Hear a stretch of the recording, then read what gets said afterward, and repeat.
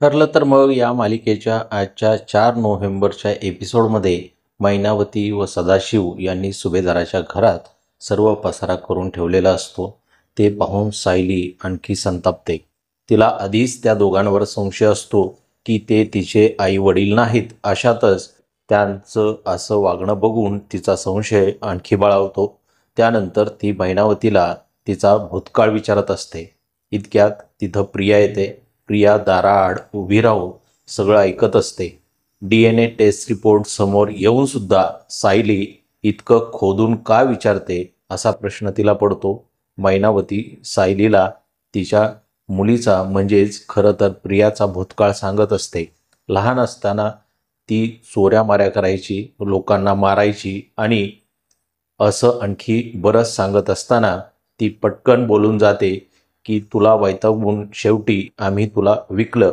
पण तिचं वाक्य पूर्ण व्हायच्या आधीच सदाशिव तिला अडवतो. त्यामुळं सायलीला विकलं हा शब्द ऐकू येत नाही. दुसरीकडे अस्मिताच्या नवऱ्याची एंट्री झालेली असते. तो अस्मिताला न भेटता थेट साक्षीला भेटायला जातो. डेटिंग ॲपवर साक्षीनं आपलं समीरा नावाचं अकाउंट उघडलेलं असतं. तिथेच दोघांची ओळख झालेली असते.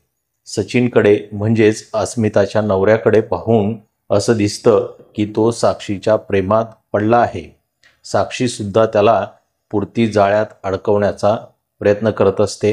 आपल्या आईवडिलांचं वागणं सायलीच्या अगदी विरुद्ध आहे. त्यामुळे त्यांना काहीही करून तिच्यासारखं वागण्यास भाग पाडलं पाहिजे.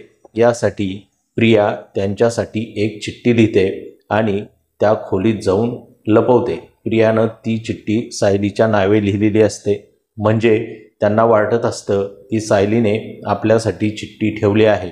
त्यामध्ये लिहिलेलं असतं की गेल्या काही दिवसातल्या तुमच्या वागण्यामुळं माझ्या सासरचे लोक तुमच्यावर नाराज आहेत.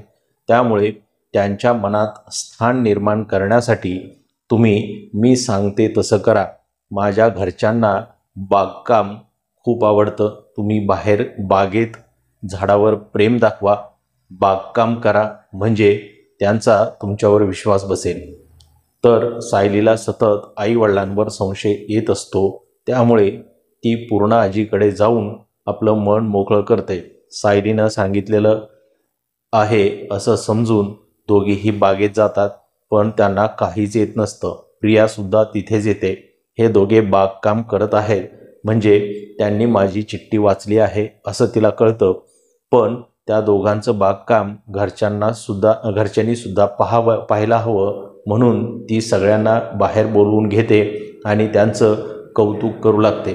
सायलीचे आईबाबा कसे तिच्यासारखे झाडप्रेमी आहेत हे मुद्दाम सगळ्यांसमोर बोलत असते. पण मैनावती तिच्या कृतीतून सगळं काही घालवते. ती बागेतली झाडं कशी पण ओरबाडते, तिथली फुलं तोडते. ते पाहून सायलीला प्रचंड राग येतो. ती त्यांना घरात जाण्यास सांगते. सायलीला वाईट वाटलं आहे हे अस्मिताला समजतं. त्यामुळे ती तिची समजूत घालते. आपण एवढं प्लॅनिंग करूनसुद्धा मैनावती आणि सदाशिव उलटच वागतात. यामुळे प्रियाला टेन्शन येतं.